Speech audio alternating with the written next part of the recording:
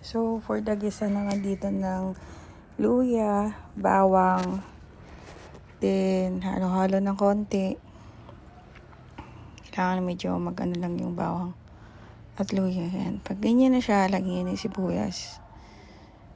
Gusto ko kasi medyo toasted talaga yung bawang sa mga niluluto ko. Tapos yan, lagyan nyo na yung tilapia. Medyo maliit lang tong kaldero ko kasi ilan lang naman kaming kakain.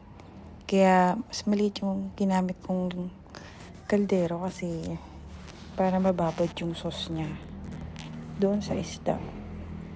Lagyan nyo na ng toyo, tubig.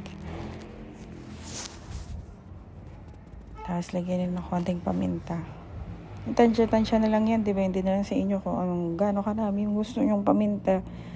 Kung gano'ng karaming toyo, kung anong pasok sa panlasa nyo, syempre. Tapos yan, pakuluin naman ng konti. And dyan na. Meron na tayong adobong tilapia.